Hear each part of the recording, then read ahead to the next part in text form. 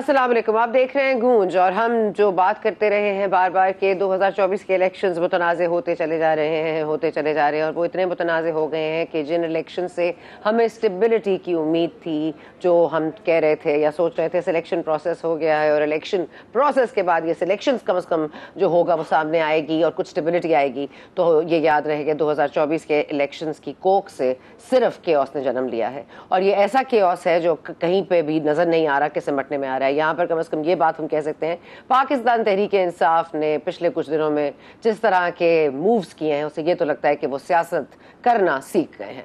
और दूसरी तरफ बिलावल भुट्टो जरदारी साहब को देखें तो मेरा ख्याल है वो बहुत ही एक कैलिब्रेटेड उनकी एक सोच है और वो उनको बार बार कहा जाता है उनको मजीद मचोर होने की जरूरत है, लेकिन आज की प्रेस कॉन्फ्रेंस के बाद ये जाहिर हो गया है कि बिलावल भुट्टो जरदारी साहब knows what he is saying and knows his politics very well. आज उन्होंने ये कह दिया है सीईसी के हवाले से, बार बार 2 दिन से इजलास चल रहा था, ये बात भी की जा रही थी कि 2 पार्टीज को हुकूमत बनानी पड़ेगी, वो पाकिस्तान पीपल्स पार्टी होगी और पाकिस्तान मुस्लिम लीग नवाज होगी।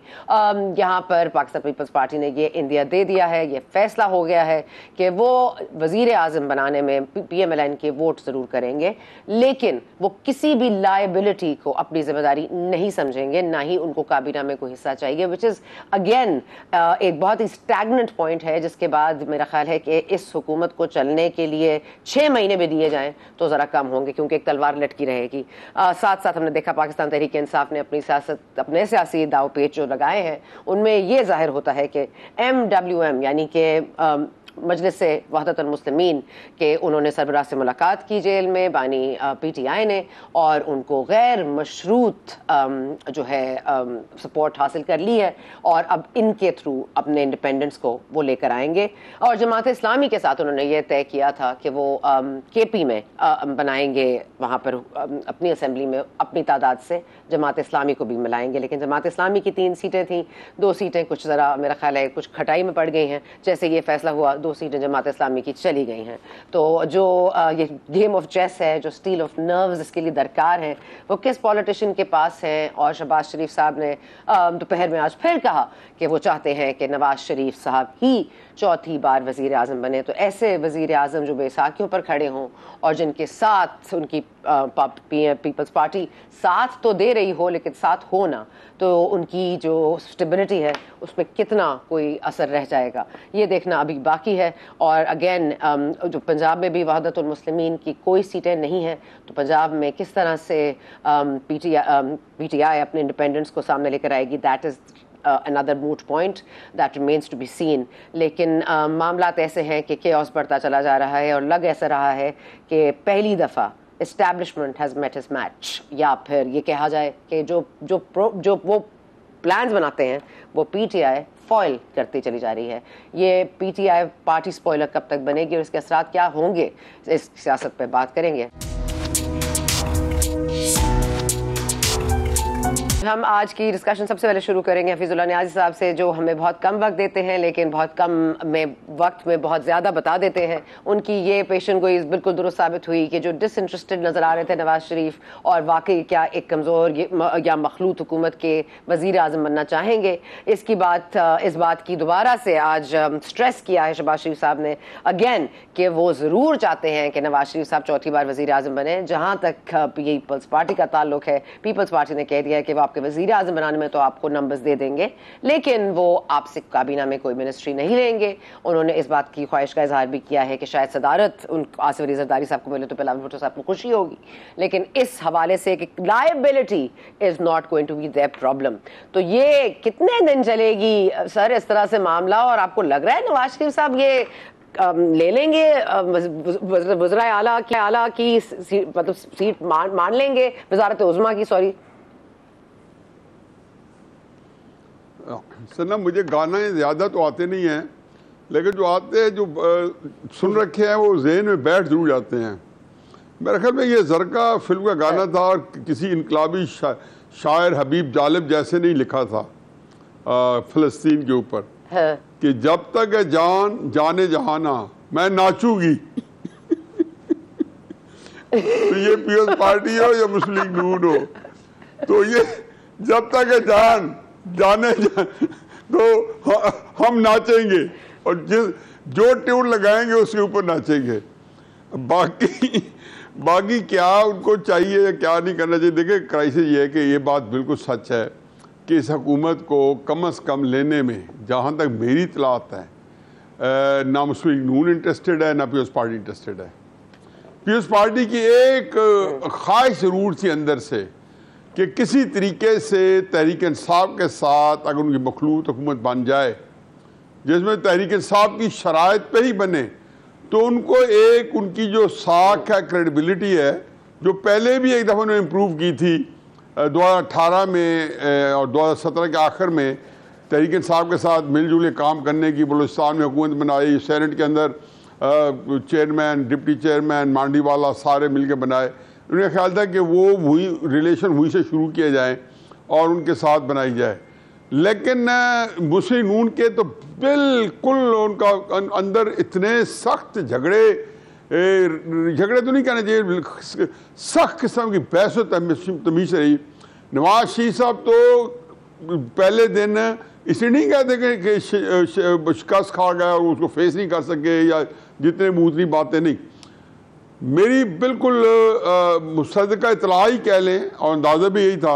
और उस वक्त ही मैं किसी का बैठा था एक टीवी चैनल पे इलेक्शन ट्रांसमिशन में, तो मैंने कहा जी कि नवाज शरीफ साहब जिस तरीके से इलेक्शन को ले रहे थे उसके मुताबिक उनको रिजल्ट मिले हैं और वो उसके मुताबिक ही अब फैसला कर बैठे हैं कि मेरी जान छूटी।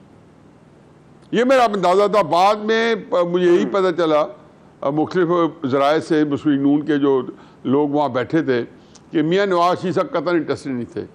लेकिन वो मैंने कहा ना कि अब ज़ाहिर है कि अगलों ने भी बड़ी मेहनत की है मियाँ साहब को लाने में, मियाँ साहब के लिए बेशुमार वसाइल और सहूलतें जो है वो उन्होंने इनलाइन करने में। इसके बाद चारा भी नहीं है। अब इसके बाद चारा यही रह जाता है कि तहरीक इंसाफ को हुकूमत दी जाए। तहरीक इंसाफ का मसला ये है कि वो बावजूद है कि बड़े अच्छे जेस्चर दे चुकी है एस्टेब्लिशमेंट को, गौहर अली ख़ान को जो चेयरमैनशिप देनी, ये आप मेरी बात लिख लें कि ये बिल्कुल उनको जेस्चर था और शायद इसके बदले में वो एक्सपेक्ट कर रहे थे कि जी एस्टेब्लिशमेंट उनको बहुत अच्छे तरीके इलेक्शन देगी। वो इलेक्शन भी ना मिला, बल्ला भी ना मिला और फिर सीट्स भी उनको ना मिली, तो वो तो उनका ख्याल था कि गौहर अली उनका ख्याल था ये काफ़ी था एस्टेब्लिशमेंट को कम अज़ कम इलेक्शन लेने के लिए। अब उन्होंने एक और जेस्चर दिया है, अली अमीन गंडापुर का जो इंतखाब है, मैं हकीकत बता दूं कि ये एस्टेब्लिशमेंट को सूट करता है। अब ये एक बड़ी अजीब-ओ-गरीब खिचड़ी बन गई है, यानी कि पॉलिटिक्स ऑफ कॉन्फ्रंटेशन जारी रहेगी, जारी नहीं रहेगी बल्कि बढ़ेगी। बल्कि अब तो ये इस तरह ऐसी सूरत हाल है कि अब जो कौन किसके साथ झगड़ा कर रहा होगा या नहीं कर रहा होगा और करना चाह रहा होगा, तो इस कैफियत के अंदर मुझे तो सिर्फ एक ही लफ्ज़ है कि मुझे कन्फ्रंटेशन से ज़्यादा जो इस्तेकाम पाकिस्तान का सियासी जो 2014 से जिसकी बेखुनी के लिए या जिसको जो है अपरूट करने के लिए उन्होंने शुरू किया हुआ था, वो हर दम मज़ीद बढ़ेगा। और ये इस इलेक्शन के बारे में मैंने 2-3 हफ्ते पहले एक कॉलम लिखा था कि मादा पिदरजाद इलेक्शन, और आखिर उसमें ख़त्म किया था कि इसके नतीजे में मादा पिदर आज़ाद जमहूरियत आने वाली है। और जो निज़ाम नंबर 37, मैंने को अंदाज़ा लगाया था कि हम 36 निज़ाम उस दिन मैंने कैलकुलेट किया था, हम ट्राई कर चुके हैं। हो सकता है गिनती में गलती हो गई हो, तो मैंने कहा था, मुझे उस कॉलम में लिखा था कि मुझे अब निज़ाम नंबर 37 का इंतज़ार है, जो पहले सारे निज़ामों से मुख्तलिफ नौइयत का होगा, वक्री टाइप का होगा। तो अब एक सूरत हाल ये है कि मेरा अपना ख्याल है कि जो अदम इस्तेकाम है उसने रियासत को घायल करना है। बाकी सियासी जमातें हैं या एस्टेब्लिशमेंट है, इनके पास अब मुल्क को स्टेबल करने के लिए कुछ भी नहीं है कि वो दे सके। अपने आप को खुद फरेब ही हो सकती है, अपने आप को धोखा दे सकते हैं। ये MWM मजलिस वहदत मुस्लिमीन को जिस तरह से इस्तेमाल करके गेम में आने की जो बाजी लगाई है खान साहब ने, आप उसको किस तरह से देख रहे हैं?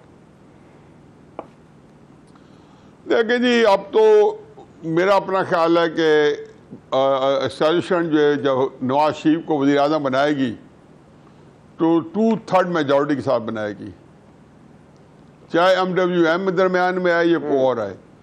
और कोशिश ये की जाएगी कि किसी तरीके से जो तहरीक इंसाफ है वो उसी तरीके से ओबीडियंट किस्म की अपोजिशन हो, जैसी शहबाज शरीफ साहब ने 2018 में प्लेटर में पेश की थी कि लीडर ऑफ द अपोजिशन को सिलेक्ट किया गया था और उन्होंने पलक छपकते ही फरमा दिया कि मैं तो मुफाहमत के लिए आया हूँ और मिसाक के मईशत पेश कर रहा हूँ। तो उन्होंने वो सारा भरकस से गाल दिया था। इमरान खान साहब की को ये सहूलत पहली दफ़ा मिली थी पाकिस्तान में कि एक हुकूमत आई जिसकी कोई अपोजिशन ही नहीं थी। लॉन्ग मार्च ज़रूर होते रहे 2019 में और 2020 में, लेकिन कोई अपोजिशन नहीं थी ऐसा सच जो कि उनको मेरिट पे उनको जो अपोज करती। यही कुछ अब इसका होगा कि शबाज। और अगर ये बता दूं आपको, 2/3 मेजॉरिटी के बाद PTI के लिए मुश्किलात बढ़ेंगी और भी कई लोगों का बंदोबस्त हो जाएगा अगर रास्ते में रुकावट बना। सर 2/3 अक्सरियत कैसे बनेगी? सर 2/3 अक्सरियत कैसे बनेगी अगर पीपल्स पार्टी आपको वोट दे देती है लेकिन आपका साथ नहीं देती? JUI को भी मिला लें, इंडिपेंडेंट भी मिला लें, चाहे 2-4 और आप इधर उधर से जोड़ लें तो 110 मिल जाएंगी इनकी सीटें। 135 का नंबर तो इनके पास फिर भी नहीं आएगा ना। या पाकिस्तान पीपल्स पार्टी का सॉफ्टवेयर अपडेट होगा? क्या कह रहे हैं आप मुझे हफीजुल्लाह न्याजी को अलकासिम ब्रिगेड की हमायत दिला दें, मैं दिला देता हूं।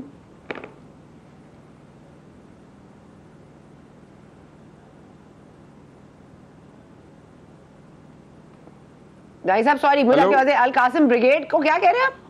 हाँ मैंने कहा आप अलकासिम ब्रिगेड हैं। नहीं आपका कुछ चैनल ही मेरा क्या कह रहे हैं? मैंने कहा नहीं, मैंने कहा न्याजी साहब ये जो आप उनको कह रहे हैं 2/3 अक्सरियत कैसे दिलवाइएगा? 2/3 अक्सरियत कैसे दिलवाइएगा? मुझे वो नहीं, मेरा ख्याल है कि मुश्किल नहीं होगा। जो ये मैंने कॉलम के अंदर लिखा था कि जो मेरी कैलकुलेशन थी ये थी कि 90 सीट्स मिलनी थी।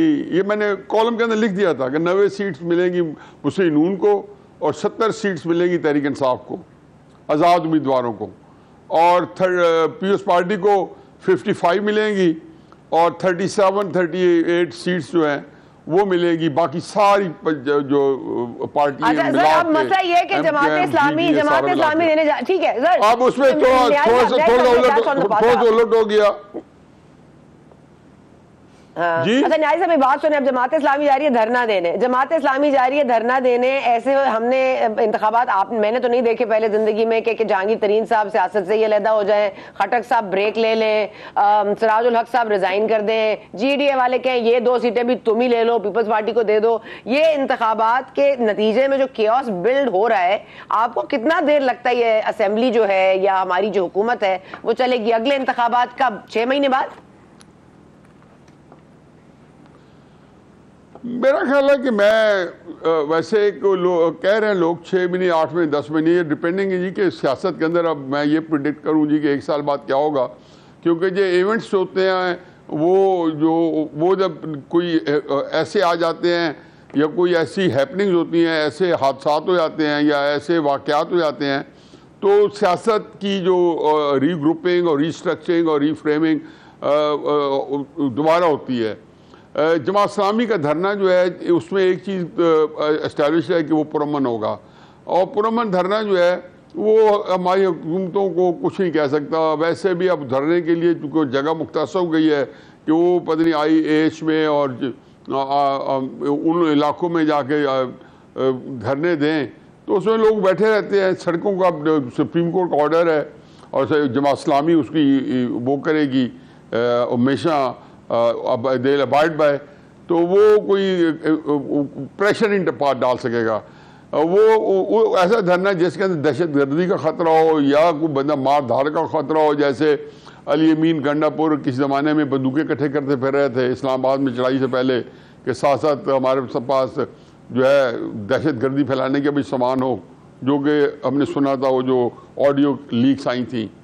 तो ये जो इस्लामी का नहीं होगा, लेकिन मेरा अपना ख्याल है कि सर दस्त ये हुकूमत जो है ये 5 साल की प्लान होगी और इसमें से बहुत सारे लोग जो हैं तहरीक इंसाफ के वो उनको अगले 8-10 दिन में, चूँकि 22 तारीख तक नोटिफिकेशन होना है सीट्स का, उसमें जोड़ तोड़ शुरू हो जाएगा। फिर उसके बाद आज़ाद जो है वो ज्वाइन करें, जो करवा लिए जाएंगे।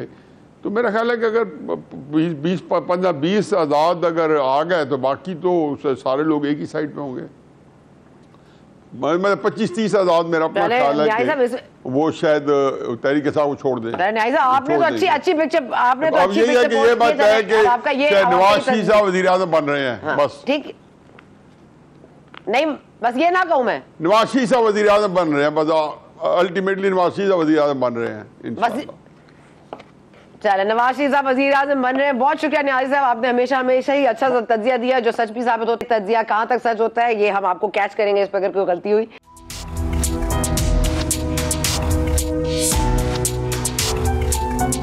मुल्क में इस्तेहकाम लाना था, इस्तेहकाम पार्टी के चेयरमैन ही अलहदा हो गए। मुल्क में 2/3 अक्सरियत से वज़ीर आज़म नवाज शरीफ को बनाना था, वो अब तक मुमकिन तौर पर नज़र नहीं आ रहा। खट्टक साहब ने बड़ी ही तंदही से कहा था कि वो कोई लीड करेंगे, PTI का वोट बैंक वो तोड़ लेंगे, ऐसा हो नहीं सका। अली अमीन गंडापुर को वज़ीर आला नामजद कर दिया है KP के हवाले से इमरान खान साहब ने, बानी PTI ने, और मजलिस वहदतुल मुस्लिमीन के साथ भी गठ जोड़ बैठ किया है और पार्लियामेंट में शायद उन्हीं के साथ बैठा जाएगा। लेकिन ये भी खबरें हैं कि GDA के पीर साहब पगाड़ा बहुत नाराज़ हैं। उन्होंने 2 सीटें भी कहा कि वापस ले लें। उनको ये धमकाया भी गया था कि या तो आप पीपल्स पार्टी के साथ इत्तेहाद कर लें वरना आपकी GDA की सीटों के आगे लिखा जाएगा 0। और फिर मुत्तहिदा कौमी मूवमेंट ने बड़ी सीटें ली हैं इस पर आज बिलावल भुट्टो जरदारी साहब भी कुछ अपने मौक़िफ़ का इजहार किया उन्होंने कि ये कुछ दहशतगर्द ग्रुप है जिसको एक बार फिर उन्होंने जेल से छुड़वाया है और गाड़ियां जलाई हैं। अब ये वायलेंस का अंसर किस कदर है या नहीं। सायरा बानो साहिबा ने ज्वाइन किया है GDA से। सायरा बानो साहिबा, ये पीर साहब बगाड़ा मतलब जाहिर है, हमें पता है कि कहाँ से ये इनकी डोरें भी हिलती हैं। आप लोग एक साइड पे हैं, लेकिन अचानक से इस तरह की पोजीशन ले लेना, बिल्कुल ही एट ऑड्स हो जाना इस्टेब्लिशमेंट के साथ, ये वही है? देखिए, ऐसे लगते बात जो होती है पार्टी है, अगर हम वो इतनी पार्टी होते हैं 2018 और 2024 में हमारे ये यहाँ होते, हाँ हम किसी ऐसी बात की मुखालफत नहीं करते कि जिसमें कोई पार्टी या मुल्क के इदारे आमने सामने हो। हमेशा जब मुल्क का मसाद है इस आपकी पार्टी में हमेशा वो सामने रख रहे हैं कि बात ये होता है कि ठीक है पाकिस्तान की फौज के साथ है, कोई इंडिया की फौज के साथ नहीं है। बात ये है कि कोई एक बात होती है, वो कहते हैं कि अब आपकी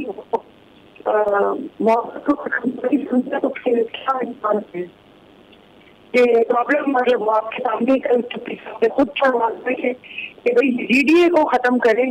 GDA को इससे खत्म करें कि जाहिर है उसमें जितोरी साहब है, डॉक्टर हमीदा मिर्जा है, लेकिन और लोग हैं जिन बहुत सीरियस इश्यू चलते हैं। पीपल्स पार्टी लोगों का इबारत नहीं होती 20 मिनट इसकी छोड़ के GDA होगी। जो लोग हमारे साथ हैं तो फिर देखिए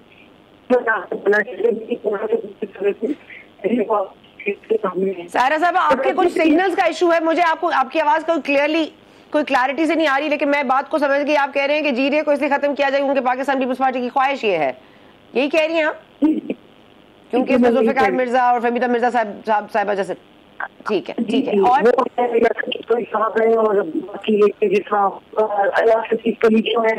तो ज्यादा इशू हुआ था, तो हम मुझे बताइए ख्वाहिशों पर आपको वोट दिए जाए, जिनकी मर्जी है कि आगे 0 लिखना है, 5 लिखना है, 5 लिखना है, तो फिर वो कौन सी सियासत थी? और इससे जो दूसरी पार्टी है उसको दीवार के साथ जाएंगे तो फिर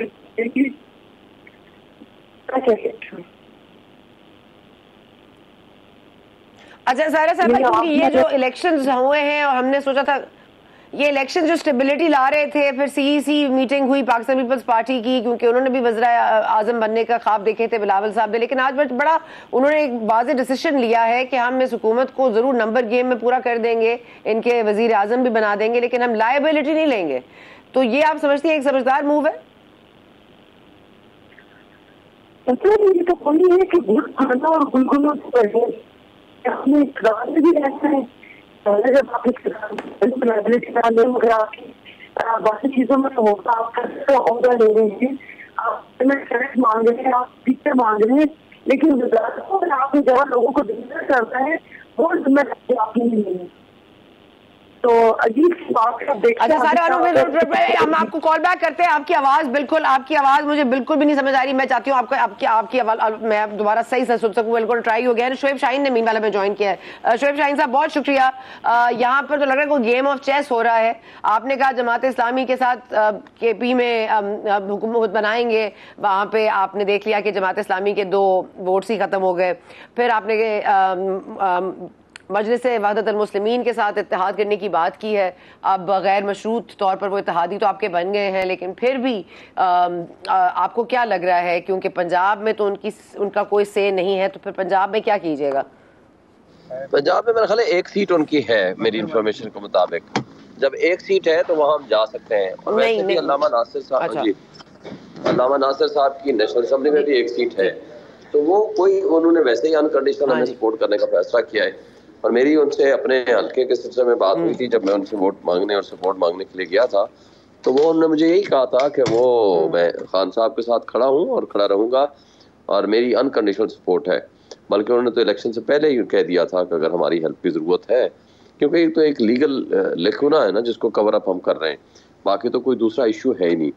तो उस लीगल लिखुना को कवर अप करने के लिए जो भी कोई कानूनी रास्ता हो सकता है तो हम इंशाल्लाह वो अडॉप्ट करेंगे।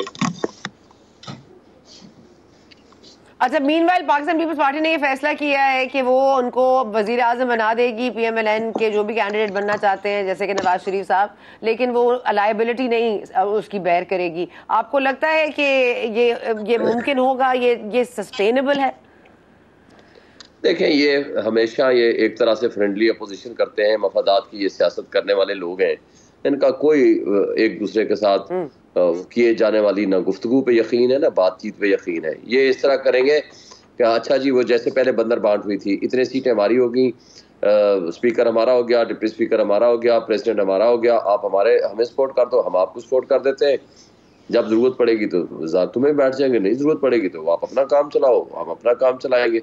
मेरा नहीं ख्याल कि इसमें इनकी किसी जुबान या उस पर एतबार है। बहरहाल ये कुछ भी कर सकते हैं, तो लेकिन असल बात यह है कि हमारा हक है, हम हमारी सीटें जो छीनी गई हैं और हमारे साथ जो डकैती हुई है, हम उस डकैती के जो किरदार हैं उनको भी सामने लाना चाहते हैं और चोरी शुदा माल जो है वो भी बरामद कराना चाहते हैं। वो ये है, अब जैसे सामाद के 3 हल्के हैं, मेरा हल्का ये NA47, मैं जीता हूँ 1,05,000 की से, और जो मेरा मध्य मुकाबल 51,000 वोट ले रहा है। अब 51,000 यानी 51,000 को जिता दिया और 1,05,000 वाले जो कैंडिडेट जीता हुआ, तमाम मीडिया ने दिखाया मेरा रिजल्ट और उसको कहते हैं कि जी हम आपको नहीं देते। और 387 पोलिंग स्टेशन हैं जहां तमाम वो जो है फॉर्म 45 वो मौजूद हैं और सब हमें सपोर्ट करते हैं। और सिर्फ वो नहीं बल्कि आप देखेंगे मुस्तफा खोकर मेरे मध्य मुकाबल था, वो सपोर्ट कर रहा है। तरीके लब्बैक का जो नुमाइंदा था, आज उसने मेरे साथ प्रेस कॉन्फ्रेंस की है, वो सपोर्ट कर रहा है। जमात इस्लामी का सपोर्ट कर रहा है। और इनके अपने PMLN के जो थे पोलिंग एजेंट, सब ने साइन करके दिए हैं उस फॉर्म 45 पे। यानी एक फॉर्म के ऊपर एक 387 फॉर्म है, उसमें presiding officer, assistant presiding officer और कैंडिडेट्स के पोलिंग एजेंट्स, उसके दस्तखत हैं एक फॉर्म के ऊपर। और एक RO बैठता है, वो एक 47 फॉर्म जारी करता है और वो उठा करके उसको सारा डस्टबिन में फेंक देता है। तो ये जो कुछ फ्रॉड ड्रामा और 2 नंबरी हो रही है सबके सामने, आंखों के सामने, हम उसको रेक्टिफाई करना चाहते हैं। फिर जिसकी हुकूमत बनती है उनको हुकूमत बनाने की इजाजत दी जाए। कितनी सीटें आपको लगता है, आपकी इस वक्त 92 की तादाद है ना, तो अगर आप कितनी सीटें एक्सपेक्ट करें कि आपको इतनी सीटें मिल जाएंगी, आप सादा अक्सरियत बना लें किसी को अपने साथ बुलाए बगैर? जी बिल्कुल, हमारे कम से कम भी अगर आप कम से कम भी रखें तो हमारी 50 से 60 सीटें और हैं जो आ सकती है। मैं मसलन इस्लामाबाद की सीटों की बात कर रहा हूँ, 3 सीटों पे हम जीते हुए हैं। फॉर्म 45 देखिए सिंपल तरीका है, फॉर्म 45 की रोशनी में आप 47 बनाएं, आप रिजल्ट जारी कर दें, एक ही बात है ना। आप आज मैं अपने 3 सीटें इस्लामाबाद की बात कर रहा हूँ, इसी तरह आप डेराजी खान उठाएं, आप लाहौर उठाएं, किसी जगह आप चले जाएं। अगर आपने डाकाजनी इस तरीके से करनी है, 1,05,000 वाले को कहते हो कि आपको हम नहीं जिताएंगे, 50,000 वाले को कहते हो तुम कैंडिडेट बन गए, तुम बन गए। जैसे जाजुल हक वाले केस में आज देखेंगे, उसमें मुस्लिम लीग नून आ रही है सेकंड नंबर पे, पीटीआई है फर्स्ट नंबर पे, दोनों पटिशन के तौर पर खड़े। एजाजुल हक को नीचे से उठाया, थर्ड नंबर से जिता दिया। बाज ऐसे हैं जिनको चौथे नंबर से उठाया, जिता दिया। बात यह है कि अगर आपने ये ड्रामा करना था तो फिर आपको देखें इलेक्शन कराने की क्या आपने जरूरत थी? मरियम नवाज वाली सीट भी कंटेस्ट की हुई है, मरियम नवाज वाली सीट भी आपने कंटेस्ट किया है, हमजा शहबाज वाली आलिया हमजा साहिबा ने भी कंटेस्ट किया। तो मतलब ये आप वो तो वहां पे चीफ मिनिस्टर की नॉमिनेशन हो रही है मरियम साहिबा की, आप कह रहे हैं कि जी वो इंतखाबात ठीक नहीं हुए। भाई अगर चोरी के जरिए, डाकाजनी के जरिए, देखें कच्चे के डाकू है ना, वो चोरी और डाकाजनी करते हैं तो जाकर मुंह छुपाते हैं और जंगलों में फिरते हैं। यहाँ की हद हो गई है कि एक तरफ डाका आप मारते हैं। देखें पोलिंग एजेंट तो इनके बैठे थे ना, इनको भी पता है कि इनको कितने वोट मिले हैं। इनके पोलिंग एजेंट के दस्तखत वहां मौजूद हैं, वो आए ना जारी कर देगा, टेम्पर्ड ना हो, सिर्फ टेम्पर्ड ना हो, ये पब्लिक के सामने, आपके सामने सोशल मीडिया पे जारी करते हैं, ये हमने फॉर्म 45 के मुताबिक वोट लिए। आप जाएं, हुकूमत बनाएं, 10 दफा बनाएं। अगर आपने चोरी करनी है, डाकाजनी करनी है और उसके बाद साथ आपने धमाल मचाना है कि देखो जी हमने डाका भी मार लिया और हम के साथ खड़े हुए हैं। अगर इस मुल्क के लीडरों ने, अगर ये आपने मिसाल कायम करनी है अपनी कौम के लिए और कौम के हक को आप इस तरह पांव तले रोंदते हैं, तो इससे तो फिर वो डिक्टेटर अच्छे होते हैं। वो कहते हैं हम नेशनल इंटरेस्ट में आए हैं।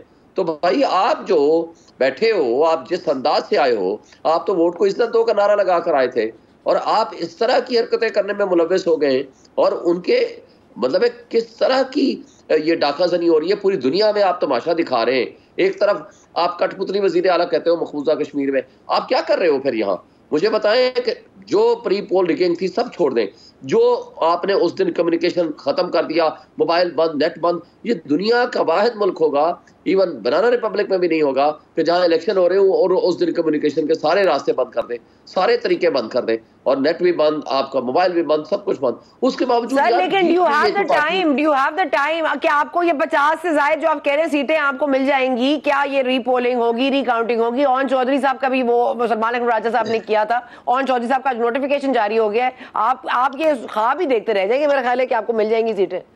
देखें हम ख्वाब जरूर देखते हैं और ख्वाब अल्लाह का शुक्र है हमारे सच्चे होते हैं। पहली बात तो यह है कि आप ही के प्रोग्राम में कोई 100 दफा मेरे से सवाल हुआ कि आपको तो जी कैंडिडेट ही नहीं मिलेंगे। मैंने क्या कहा था?